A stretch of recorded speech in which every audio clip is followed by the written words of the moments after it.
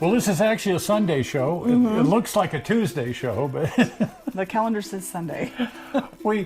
the plan this week was to work on greenery on the layout, and that meant doing static grass. And I've never done static grass before. I don't know how they do it. Well, I watched a good 25 videos on YouTube. I thought I knew everything there was to know about static grass. I was a professed expert. Ran out and bought the Woodland Scenics Thingamabob. static grass. We ended up spending about $150 on a bunch of stuff. Brought it back here, and as is the tradition around here, we tested it. And we tested it on the Bottleneck Creek test bed. Which looks pretty good. You know, it came out fine. Yeah. Here it is, and I thought, see, all those videos taught me everything I need to know about doing static grass. I am ready to proceed. Within an hour, I was ready to throw this thing against the wall. 3 days later, I was still ready to throw this thing against the wall because I could not make static grass work. And it's like, this worked. Yeah, what went wrong? And so I grabbed a piece of thin plywood here, and I said, okay, let's try it again. Again, it worked just fine. As long as it's not on the model, right? Yeah, I took it back out on the layout and ended up with what looked like haystacks instead of grass. So this is a little bit of an unusual static grass presentation in that we're going to show you an idiot's guide because I had no idea. And there's been this learning curve would be the pleasant way of putting it. Yes, there's definitely a learning curve with that stuff. And I think I now have it figured out. After a week of messing around with this thing, I feel really comfortable to just go in there and turn it on and make something happen. So I thought I'd share the epiphany with you people. Because you might want to do static grass and you might want to take this thing and throw it as well. New sport. New sport. Pass that. Yeah. It's like football pass. Yes. Now, for the last few weeks, we've been showing everybody the progress on the railroad through to ballasting the track and putting down mud and rocks and stuff like that. Some of the railroad is finished, really. I mean, we're not going to do anything more with it. That's the look right there. But a lot of the railroad looks more like those pictures that they've been sending back from Mars. Hey, do you remember Marvin the Martian and his dog K9? Yeah.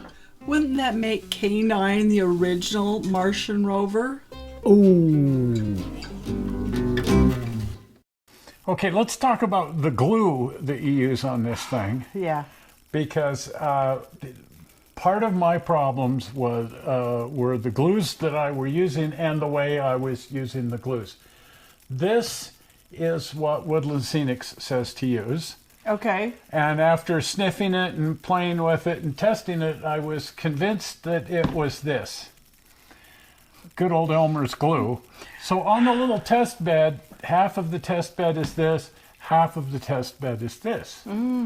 What's the difference between the two? Not much. Okay. But this was better. Oh, okay. So, okay, it's $10, and this is way less, but, and I've been using both. But part of the problem that I had in using both of these glues is I was kind of putting it down on the layout or the project or whatever, and just kind of daubing it along with the glue thing. And because I thought, well, the glue kind of needs to be lumpy because I want the grass to be lumpy. Au contraire. So what you want to do is you want a thin layer of glue. Think like double stick tape. That makes sense. That thin of a layer. You can get away with having stuff poking up, but my best results, this That looks result was by, and this is why I was testing what about doing thicknesses, was really spread it thin with my fingers, of course. It really spread that out thinly. And one of the advantages to this over this is that this just doesn't set up right away. Oh. So you can spread it out nice and thin, then- and you can fire this guy up, and you can, and this isn't going to skin over Oh, where that one quite does. as fast as this. So that was one of the learning things, and that's one of the reasons why I think this is maybe a better idea. Okay. Now, some people have said use spray adhesive. Oh. And I have not yet figured out spray adhesive. This is the Woodland Scenic cement, and you can put that in a spritz bottle. Oh, it's really liquidy, isn't it? I think it's just dilute school glue with a little soap added.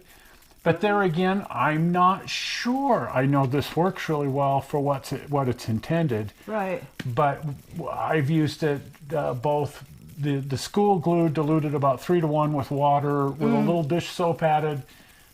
Seems to be basically this, but I have not been able to make this work Oh dear. as yet with the static grass. And the reason being, this and other people have said use clear lacquer, like the dull coat that you got me. Uh-huh.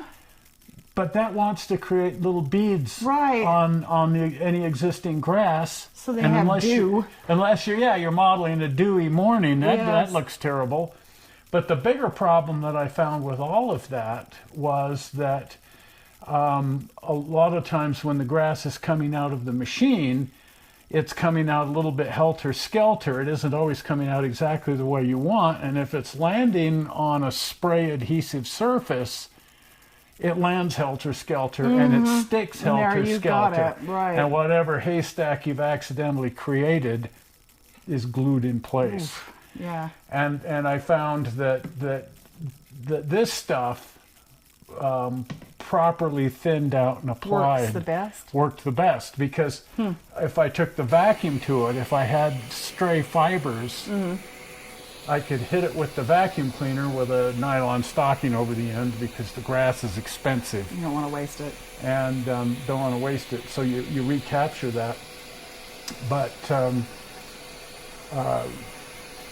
that's just been my experience. So I've just been using exclusively this, and then a lot of people are doing double layers where they start with a really short layer and then they go to a longer layer over the top of that, and I've seen some great results, and I haven't quite mastered that yet because you do have to put down like a spray adhesive. Right.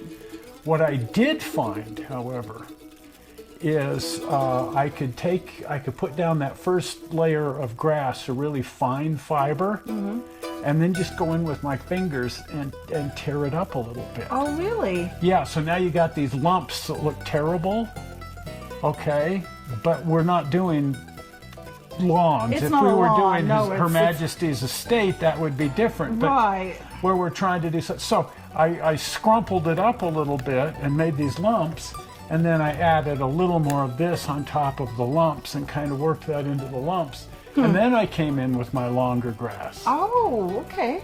and that worked really well. Oh, good. So, but the two-layer effect that some people have done, I haven't quite figured out. Now, this is a product that we've been buying. It's a static grass that's just made in England by people who do wargaming and stuff, and it's expensive. It's neat, though. Yeah, it's about $20 for a 1 square foot piece. But they do it over like a cottony material, which makes great roots, and it looks so darn good we're buying it anyway. But it is just a static grass. Right. But that's what they're doing, is that two-layer effect, and you can kind of see it. But that's where I got the idea to scrumple it up. Right, so it looks like wild. So you know, you wild. see, and then what they've actually done is applied like a dirt between the scrumples, if you will. Is it a dirt or a cork? It's like I don't know what it they're is. using for Wow. the ground material. I'm using actual dirt, squirrel dirt. Right. But, and then I'm just using the underlying dirt. I'm not putting I haven't tried putting anything over the top of it yet. But that's that two-layer effect that I was after, and that's how I was able to finally master that.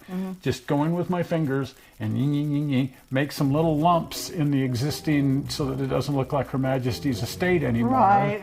And then on top of the scrumply parts, apply a little bit more of this, and then come in with another layer of slightly longer grass. Right. Now, one of the keys to success is getting the dirt to look right. People say that about their pickup trucks too.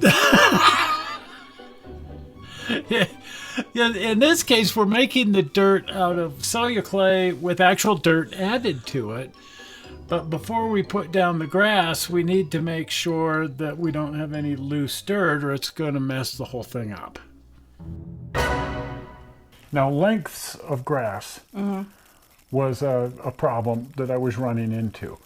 Because we're using a fairly large scale, Right. I wanted to use a pretty long grass. And this right here is a 12 millimeter, Okay. 17 millimeter. It's a really long grass.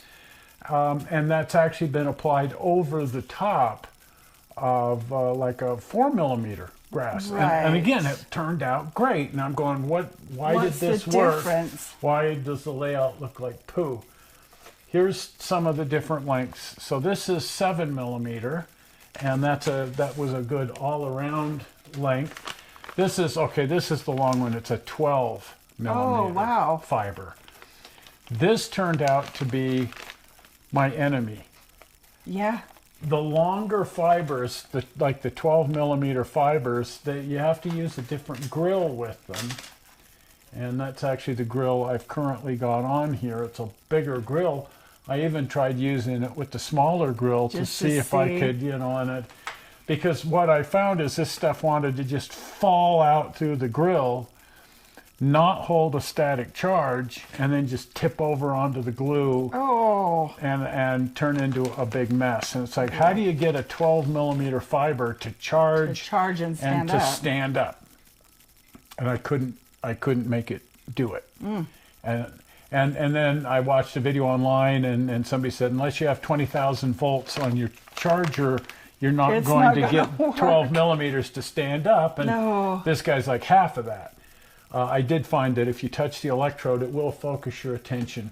It's still a pretty high voltage, but it's not 20,000 volts. And that's what and I looked into getting a 20,000 volt machine. Don't touch that one. It's like $250. And I thought, no, I'm going to make this work. Yeah. Because generally speaking, we've always had good luck with anything from Woodland Scenics. Right. And it's like, if Woodland Scenics says you can use 12 millimeter, there must be a way you can do it. There is. Oh, good. And actually, Doug Jolly kind of put me onto it. So when you're working, you've got like a grounding strap. And it isn't really a grounding strap, but it's the opposite polarity. So it's kind of a grounding strap. So this guy is charging your fibers to 10,000 volts or something with a negative charge. This is your negative electrode. So if you plug this into the machine, that was another problem I had. When this damn stupid thing, it isn't working.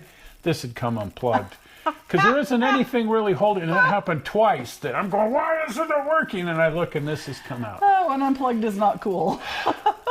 There was another time when I'm going, it isn't working. And I realized that it wasn't turned on. So you kind of have to pay attention. That's part of the rule of thumb. But this did come out on me.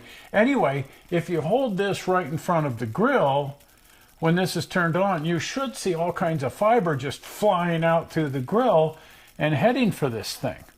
Wow. And then this unit comes with this strange little device, which works occasionally, and you can clip that on there, and then you can just set that right on your layout, and that way you don't have to like hold this. But I found that generally I wanted to hold this.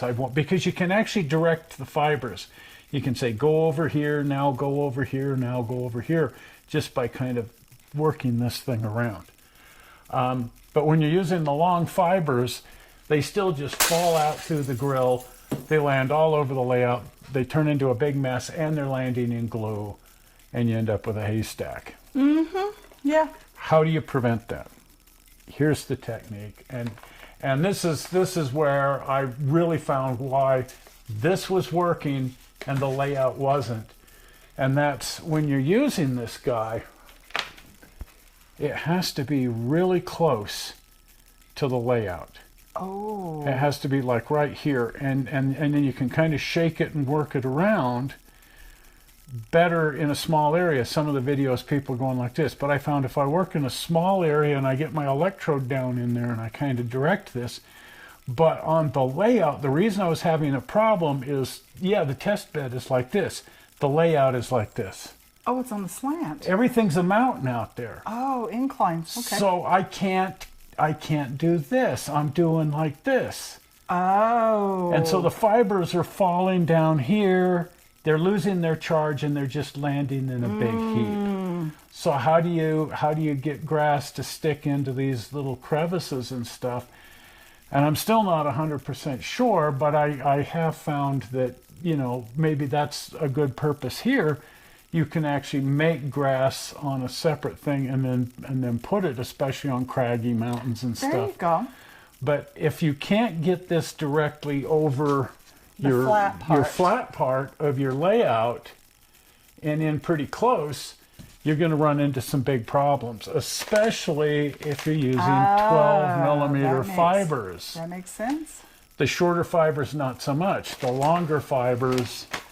Okay, so anyway, even still, you get down in there and and fibers are going all over and you end up with a haystack. So this is what Doug Jolly put me on to. Get in there and go much slower. Okay, that makes sense. Get your electrode down in there and then do this and actually watch your fibers kind of shooting out through that grill.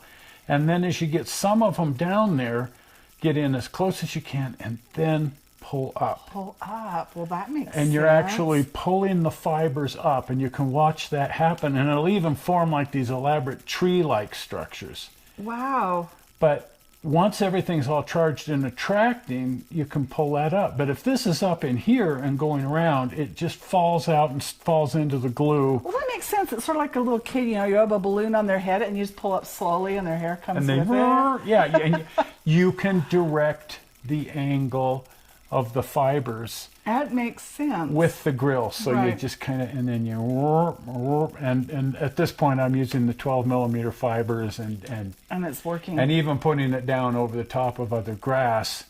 There you go. The other epiphany there being, again, going kind of slow. Right. If you get really going, and I think of it now as like painting with acrylic paint. Thin coats. Yes. So put some down, even if you're doing like a 4 millimeter, put some down, see what you're getting, come back over, see what you're getting, come back over. That's a good idea. Do it in thin layers, because if everything just starts falling out through your grill, you end up with a haystack. And a haystack is probably not what you were Not after. exactly. Okay. Now, Woodland Scenics has provided us with this goofy comb Oh my goodness. for combing the grass. It doesn't really work. No. The best way to handle the situation is just vacuum it up Right. with a nylon stocking over the end of the vacuum. That works. That works really well. The comb, other than combing my hair with it, I can't see any purpose. Yeah, I had one of those for my babies, but it didn't work for them either. It's kind of a goofy thing that comes with the kit. But the vacuum is the way to go. And sometimes I tried vacuuming while the glue was still wet to get loose material out of my glue. But usually I think it's better to let the glue set and then use the vacuum on it. So the other interesting epiphany that I had with the different lengths, while 12 millimeters is still the hardest to work with because of the long fibers and getting them to stand up, then I was convinced that the 2 millimeter, and I wanted to use 2 millimeter because in our scale it makes a pretty decent looking like moss. It doesn't, it doesn't look grassy at all, but it makes an interesting sort of sub-bed. But I also can put it on fallen logs and stuff and make it look like moss. Okay. And I'm putting it on there, and it's like, that's just falling straight through and landing in a big heap like the long ones do. Why are the small ones doing that? And I theorized that the smaller grid, maybe for the really small fibers, is still too open. Right. That's what And I so would that it's just cascading through. But it should come through these and pick up the charge, because this holds the charge, 10,000 volts static electricity or something. It's still, but it's like not like the long ones where you can pull it up. Right. It's just going to fall. And I'm looking at it and it's just laying there. And I'm going, what am I doing wrong? Well, it just occurred to me as I'm looking at it, I haven't done anything wrong. It's only 2 millimeters. So it's just teeny. You gotta get clear down here and look at it from the edge. Oh my. And then you can see what's going on. So even when you're trying to control it, if you're over it, looking down on it, you can't see what you're doing. You've got to get down in here. Oh, wow. So you can see if your it's fibers standing are up or standing not. up or Oh, not. my Because the little goodness. short fibers from above, you can't tell if they're standing up or not. Wow. So that was another another epiphany. The middle sized the 7 millimeters and the 4 millimeters are a lot more straightforward. You can really Right. see what they're doing. And there again, once I figured out with the 12 millimeter that you can kind of direct the fibers, you can do that with the medium lengths too. And pretty soon you're creating lovely little tufts. Which is that really look cool. like There's no this. static building up right in this bag right now. Check it out. Isn't that neat? Because there are people with the smaller fibers that don't even use a generator. No. They just use a shaker. Yeah. Because you can build up a static charge just in a look plastic at that. bottle. This apparently is like nylon fibers or something. Yeah. If I was to And shake you rattle this- them around and they pick up a static charge. And they'll hold a static charge. Oh, this would be fun for a science class. Check it out. Moss. You can see that makes a great moss. It does. And Look at that's that. why I bought this bag of dark green 2 Oh millimeter. my goodness. That reminds me of that magnetic game that we had when I was a kid, and you pick up the little shavings and drop it on and make a beard on the fellow and all this stuff. Ooh, you could do that with this. Have a green A beard. permanent green beard. We digress. Now, one other thing with fibers before we move on to something else. When you put down any of these things, whatever color and whatever length, you stick to that, because then you can come in with your vacuum.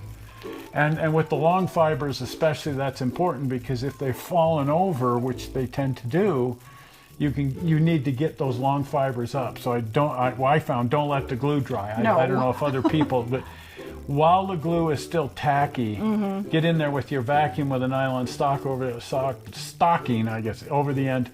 And then that way you can pull the loose material out of there, but it also helps the long fibers stand up if they've fallen over because fibers fell on them.